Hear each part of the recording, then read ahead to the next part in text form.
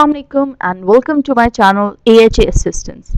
Dear students, आज की assignment code है 5001 असाइनमेंट 2। हम कंप्लीट डिस्कशन करेंगे इसकी प्रेजेंटेशन से रिलेटेड, रिपोर्ट राइटिंग से रिलेटेड और साथ ही साथ इसकी वर्कशॉप प्रेजेंटेशन से रिलेटेड।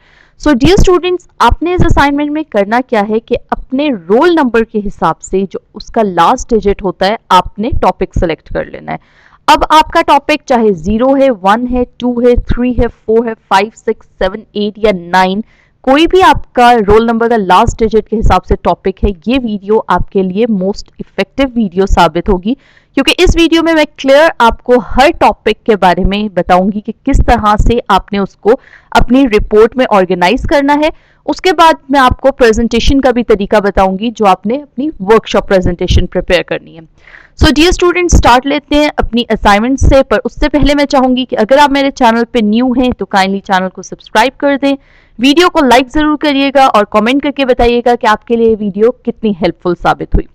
सो dear students, MSc administrative sciences का जो स्पेसिफिकली कोड या टॉपिक में डिस्कस करूंगी वो टॉपिक 7 डिस्कस करूंगी जो कि functions of State Bank of Pakistan है। लेकिन इसके अलावा जिन स्टूडेंट्स के टॉपिक 0 से 6 या 8, 9 है उनके लिए भी ये वीडियो उतनी ही इफेक्टिव रहेगी क्योंकि इसमें कंप्लीट डिटेल्स मैं बताऊंगी कि आपने अपनी असाइनमेंट सॉल्व कैसे करनी है। ओके, सो सबसे पहले आपका टाइटल पेज आ जाएगा, उसके बाद आपने एक्नॉलेजमेंट देनी है। ठीक है, एक्नॉलेजमेंट आपने ज़रूर देनी है। कुछ सब हेडिंग्स हैं जो कि इस असाइनमेंट की डिमांड है कि वो लाजमी फुलफिल होनी है। उसके बाद एब्स्ट्रैक्ट बहुत ही इंपॉर्टेंट पार्ट है इस असाइनमेंट कोड का क्योंकि आपने एब्स्ट्रैक्ट के स्पेसिफिक नंबर्स हैं। ठीक है, उसके बाद आपने एब्स्ट्रैक्ट के बाद इसमें देना है इसका table of contents. Table of contents देने हैं कि उसमें आप ये देख सकते हैं कि कौन कौन सी हेडिंग्स इंक्लूड होंगी। आपकी असाइनमेंट में ये गिवन है कि आपने कौन कौन सी हेडिंग्स इंक्लूड करनी है। Acknowledgements, abstract, table of contents, introduction, practical study of organisation, review of theoretical, merit, demerits, deficiencies और strengths, conclusion and recommendation and references, the most important part। ठीक है, असाइनमेंट 2 रिपोर्ट राइटिंग रेफरेंसेस के बगैर incomplete रहती है। Okay, सो हमारा topic था functions of State bank. तो इसमें सबसे पहले इंट्रोडक्शन आप देंगे स्टेट बैंक की कि स्टेट बैंक क्या है। ठीक है, उसके बाद आप उसके फंक्शंस को डिस्कस करेंगे प्रैक्टिकल स्टडी ऑफ ऑर्गेनाइजेशन में। ठीक है, यहां पर आप देख सकते हैं इसी तरह आपका जो कोई भी टॉपिक हो 0 से 9 तक, उसकी सबसे पहले आपने इंट्रोडक्शन देनी है उस टॉपिक का। उसके बाद आपने प्रैक्टिकल स्टडी के लिए कोई भी ऑर्गेनाइजेशन सेलेक्ट कर लेनी है।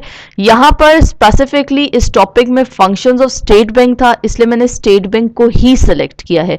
लेकिन कोई और आपका टॉपिक होगा उसमें आप कोई भी ऑर्गेनाइजेशन सेलेक्ट कर सकते हैं। 5001 के अलावा जो आपके कोड्स हैं 5002, 3, 4, 5 उससे रिलेटेड भी वीडियोस अपलोडेड हैं, आप उनको चेक कर सकते हैं। वहां पर डिफरेंट टॉपिक्स डिस्कस हुए हुए हैं कि किस तरह से आपने प्रैक्टिकल स्टडी लिखनी है। Okay, so functions of State bank आपने देने हैं। ठीक है, इसमें तमाम फंक्शंस आ जाएंगे कि कौन कौन से फंक्शंस होते हैं स्टेट बैंक के, क्योंकि ये स्पेसिफिक टॉपिक के बारे में बात कर रही हूं मैं, इसलिए इसमें फंक्शंस ऑफ स्टेट बैंक देने हैं। अदरवाइज जो भी आपका टॉपिक होगा उसके हिसाब से आपने प्रैक्टिकल स्टडी करनी है। ठीक है, उसके बाद आपके सेकेंडरी फंक्शंस और प्राइमरी फंक्शंस, दो तरह के फंक्शंस होते हैं, आपने दोनों एक्सप्लेन कर लेने हैं। ठीक है, नेक्स्ट पे आपका आ जाता है review of theoretical and practical situations. अब ये review of practical and theoretical situations है क्या कि आपका जो भी आपने टॉपिक सेलेक्ट किया है, ठीक है, सॉरी जो भी आपका रोल नंबर है उस हिसाब से जो भी आपका टॉपिक सिलेक्शन है और जो ऑर्गेनाइजेशन सेलेक्ट की है उसके हिसाब से उसका प्रैक्टिकल सिचुएशंस में क्या काम है। ठीक है, जिस तरह अब यहाँ पर स्टेट बैंक सिलेक्टेड था तो स्टेट बैंक का किस तरह से उसकी प्रैक्टिकलिटी है, किस तरह वो थ्योरेटिकल इम्प्लीमेंटेशन है, ठीक है, वो लिखना है। साथ ही मैंने नॉन ट्रेडिशनल फंक्शंस डिस्कस किए हैं यहाँ पर।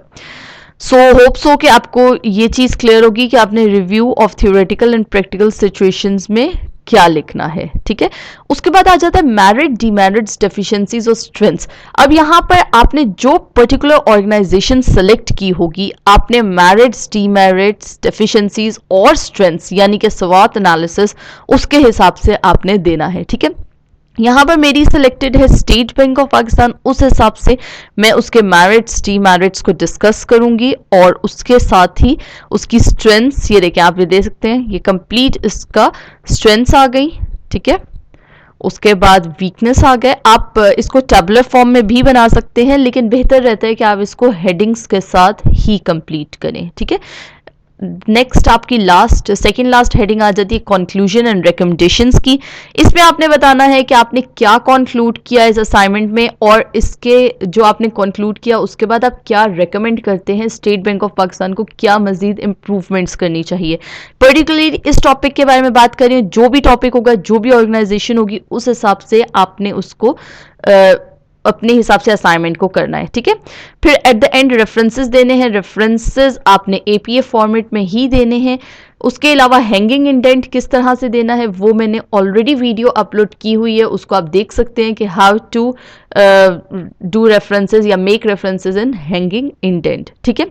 होप सो आपको ये असाइनमेंट क्लियर होगी। इसके अलावा लास्ट में मैं आपको बताना चाहूँ कि आपका अगर टॉपिक कोई भी है इनमें से 0 से 9 तक, तो आप स्पेसिफिकली कोई भी ऑर्गेनाइजेशन सेलेक्ट कर सकते हैं। बहुत ज़्यादा जो ऑर्गेनाइजेशन मैं पर्सनली यूज़ करती हूँ वो उनमें है मैकडोनल्ड्स, नेस्ले, नाइक, उसके अलावा एडिसन, देन प्यूमा। इस तरह की कंपनीज हैं जो कि मैं ज़्यादातर सेलेक्ट करती हूँ for doing this type of assignments. Hope so आपके लिए ये वीडियो हेल्पफुल रही होगी। Thank you for watching my video. Stay tuned. अल्लाह हाफिज़।